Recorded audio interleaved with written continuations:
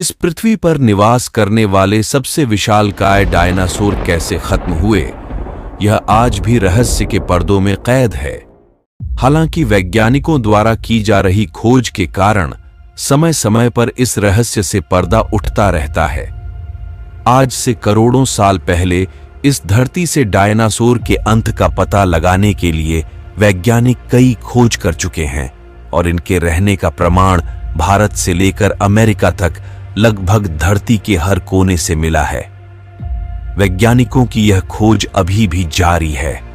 इस क्षेत्र में सबसे नवीनतम खोज मैक्सिको में की गई है। मैक्सिको की खाड़ी में एक क्रेटर में मिली एस्ट्रॉयड की धूल से पता चला है कि इसने 6.6 करोड़ साल पहले डायनासोर और धरती पर 75% जीवन को नष्ट कर दिया था। नासा के खगोलविदों ने हाल ही में जो खोजा है उससे आप आश्चर्यचकित होंगे और शायद चौंक भी जाएंगे। तो अब उस आपदा का अनुभव करने के लिए तैयार हो जाइए। 65 मिलियन वर्ष पहले मेक्सिको की खाड़ी में उथले पानी में विशाल क्षुद्र ग्रह का प्रभाव काफी बुरा था, लेकिन फिर अतिरिक्त आपदाओं का एक मिश्रण सामने आया। आसमान से चट्टानें गिरी, जंगल की आग भड़क उठी और सुनामी ने दूर दराज के तटों को जलमग्न कर दिया। शोधकर्ताओं ने पाया कि सेनोजोइक का पहला दिन प्रलय से भरा था और नेशनल एकेडमी ऑफ साइंसेज की कार्यवाही में अराजकता के इस दिन का एक नया रिकॉर्ड जारी किया। उनकी टाइमलाइन को उच्च resolution photography, microscopy, computed tomography imaging और हाल ही में पृथ्वी पर सबसे बड़े प्रभाव वाले क्रेटर में से एक चिकसुलभ से बरामद सैकड़ों फीट तलछटी चट्टान के चुंबकीय माप का उपयोग करके विकसित किया गया था। और यह सब इस तरह शुरू हुआ। कल्पना कीजिए कि आप लगभग 65 मिलियन वर्ष पहले उत्तरी अमेरिका में कहीं थे, जब पृथ्वी पर डायनासोरों का शासन था और आप रात के आकाश की ओर देख रहे थे। आपने संभवतः दूर तक चमकता हुआ तारा जैसा कुछ देखा होगा। लेकिन यदि आप इस अनोखी रोशनी को 1 या 2 घंटे तक देखते रहें तो वस्तु की चमक बढ़ती हुई प्रतीत होगी। आप जो देख रहे होंगे वह कोई तारा नहीं है, बल्कि 11 से 80 किलोमीटर चौड़ा के बीच एक विशाल क्षुद्र ग्रह है जो 72,420 किलोमीटर प्रति घंटे की गति से पृथ्वी के साथ सीधे अवरोध उत्पन्न कर रहा है। कुछ घंटों बाद क्षुद्र ग्रह पृथ्वी के वायुमंडल से होकर सीधे उस ओर जा रहा है जहां आज युकाटन प्रायद्वीप है। उस गति के प्रभावों पर पृथ्वी का वायुमंडल पानी की तरह कार्य करता है।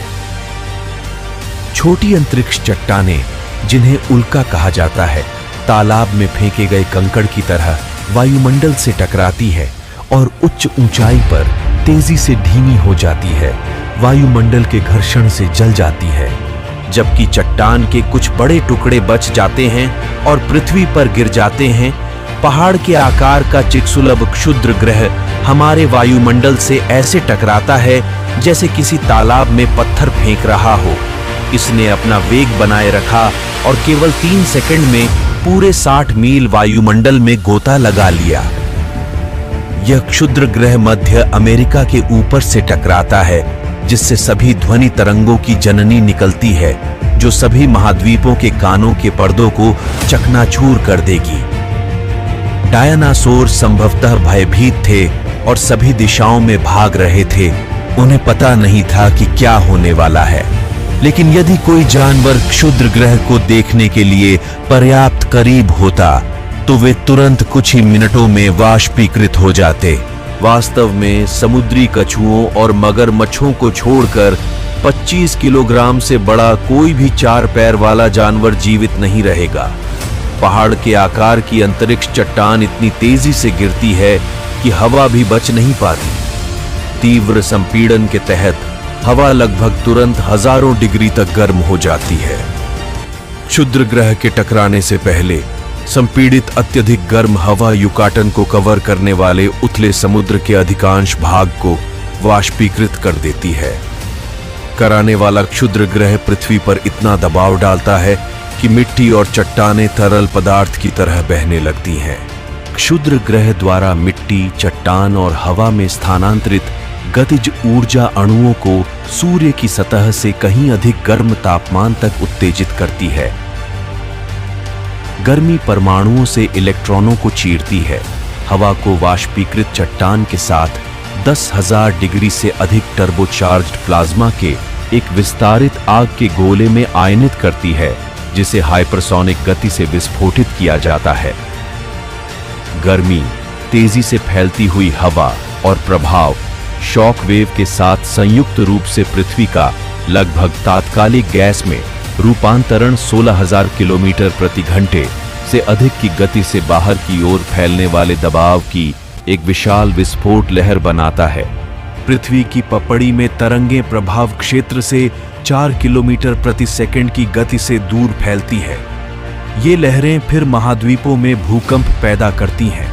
इसके प्रभाव से गगनचुंबी इमारतों जितनी ऊंची सुनामी आ जाती है।